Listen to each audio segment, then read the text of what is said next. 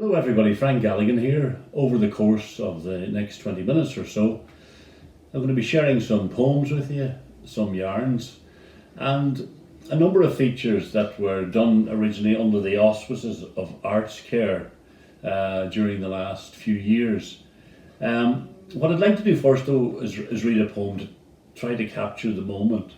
I tend to like poems or ballads that resonate with the way that we live, and sometimes with the way that we should be living in terms of, at the moment, thinking a bit more, trying to relax a bit more in a thoughtful way.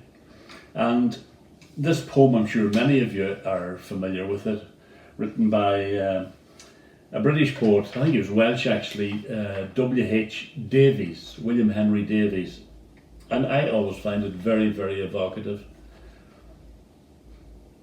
What is this life if full of care? We have no time to stand and stare. No time to stand beneath the boughs and stare as long as sheep or cows. No time to see when woods we pass, where squirrels hide their nuts in grass. No time to see in broad daylight, streams full of stars like skies at night. No time to turn at beauty's glance and watch her feet, how they can dance. No time to wait till her mouth can enrich that smile her eyes began. A poor life this if full of care. We have no time to stand and stare. As I say, I've always particularly liked that poem because the time to stand and stare, the time to savour everything, the time not just to see but to use all of those wonderful senses that we have. Somebody once said to me, you know, if you use your senses properly, sense of sight and taste and smell and hearing and touch, whatever, that the combination of those actually can add up to the imagination. And I like that notion. And over the last couple of years, as I say, working with children and grown-ups like your good selves, I've enjoyed the whole business of getting people to think a wee bit more about using all of our senses and just kind of chilling a wee bit as we savour the wonderful things in the world. And the world is full of wonder, even in difficult times.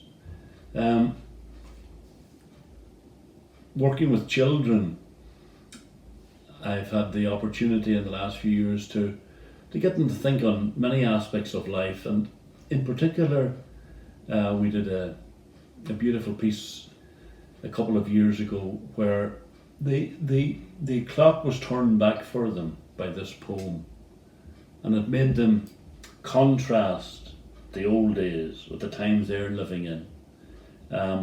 It was written by a great poet called Padraig Colum, who's originally from County Longford, and he had a huge international reputation, even in the United States. But possibly his most famous poem, I'm sure many of you are familiar with it, is The Old Woman of the Roads, another very evocative poem. Oh, to have a little house, to own the hearth and stool and all, the heaped up sods against the fire, the pile of turf against the wall. To have a clock with weights and chains and pendulums swinging up and down, a dresser filled with shining delph, speckled and white and blue and brown. I could be busy all the day, cleaning and sweeping hearth and floor, and fixing on their shelf again my white and blue and speckled store. I could be quiet there at night, beside the fire and by myself, sure of a bed and loath to leave the ticking clock and the shining delph. Ach, but I'm weary of mist and dark, and roads where there's never a house nor bush, and tired I am of bog and road, and the crying wind and the lonesome hush. And I am praying to God on high, and I am praying him night and day for a little house, a house of my own, out of the winds and the rain's way. That simple wish for shelter, and the great crack I had with children in particular when I was getting them to do modern versions of that. Of course, many of them were wishing for 52-inch screen televisions, and one wee boy asked me, he says, Frank, he says, will we have pizzas? Priorities. Now, I mentioned that I worked under the auspices of Arts Care for the last couple of years, and we've had wonderful times from Strabane all the way over to Larne and County Antrim. In fact, in Larne, I worked with a wonderful group there, and we talked about cures, which was fascinating, the old country cures, as a result of which the combination in Larne came up with what we called the remedy rhyme, the alphabet. And I'm sure many of these particular cures will be familiar to you. A lot of them were brand new to me, I must say. And before I read this, I'm reminded of my own grandfather, my dad's dad. He was a great character, but it didn't matter whether you had a broken arm or lumbago. You don't hear much about lumbago nowadays, do you? Or your nose was stuffed up or whatever. He'd say the only cure for that is nettle soup. And the reason that he had one cure for everything is there was only one malaise in the world. And that was, as he used to say, everybody eventually suffers a strong weakness. Anyway, this is the remedy rhyme, and well done to the Larne gang. A is for almonds, for coughs, cold and chills. B is for barley, it cures many ills. C is for cabbage, it's good for the skin. Drink dandelion wine and you'll never be thin. E is for elder, it makes great face cream. Figs cure the toothache, boil them or steam. G is for ginger, it's good for the gout. H is for honey, it makes you grow stout. Ivy and vinegar makes a corn cure. Jelly from carrageen, nourishing pure. K is for keeping your body so fit. L is for lettuce, a green fibre diet. M is for mint, which cures a head pain. N is for nuts and energy gain. Oats make your porridge very nutritious. P is for parsnips, healthy, delicious. Q is for quince, cures boils on the gum. Raspberry stop the gout getting numb. S is for sage, it cleans greasy hair. T is for thyme, cures asthma I hear. And W for walnuts, when your throat's very sore. We couldn't find a Z, so if any of you come up with it, feel free to let me know. But that's how simple we can get some piece of writing, bit of creative writing conjured up. And that was from different people contributing their cures and then getting a bit of rhythm and a bit of rhyme and all of that.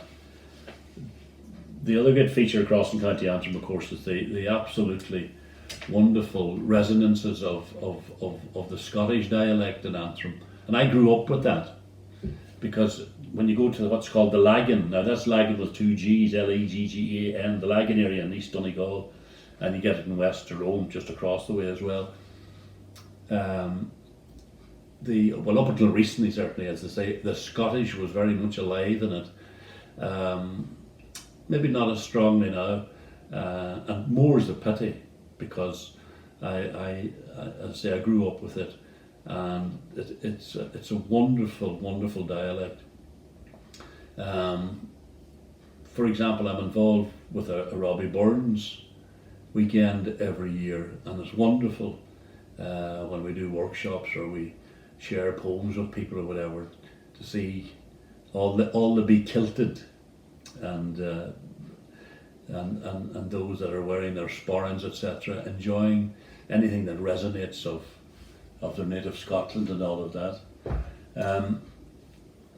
There's a couple of great stories, and like all good stories, there's one or two of them very much embellished, but hopefully you'll enjoy one or two of them. It was super to think that, I think it was my dad told me this one many, many years ago, but there's a lovely story about a fella, he sells a lock of, as I say, a lock of cattle at the Rafo Mart. So he decides to treat himself by heading into the big city. Big Smoke, that'd be Derry, to have a feed in Chipkey Street in a swanky restaurant. Anyway, he sits down anyway, and a busy wee waitress comes over and she says, "Do you want a menu, hey?" So he's a calm kind of a farmer and whatever. No, hold on a minute, Cutty, he says. I'll have a wee look here now a minute. And she says, "Do you want a menu?" "No, hold on a minute," he says. "No," he says, "I'll tell you what," he says. "Give me a horse steak," he says, "and make sure it's well done." So she looks aghast at him and she says, "What?" He says, "Give me a horse steak," he says, "and make sure it's well done." She says, "I don't know what kind of eating establishments you frequent in the Free State," she says. "But in here," she says, "in Derry," she says, "we don't eat anything like that. There's no horse steaks here." "Oh," he says, "I doubt there is, Cutty," he says. "That boy over there is after asking for mare soup." And another one I particularly like is towards the end of the harvest. Two old fellas in a pub in Convoy are reminiscing about the bad old wet harvest that they had. Things weren't good anyway. And one boy turns to the other to ask him a question. There's not a while of talking going on, it's fairly monosyllabic. And he turns to the boy and says, "Well, he says, hey, any hay this weather?" And there's a slight pause. And while he looks over, he says, Aye, indeed, Sammy. He says, hey. I love that. Every time I hear a hey, I feel I should sing a Buddy Holly song.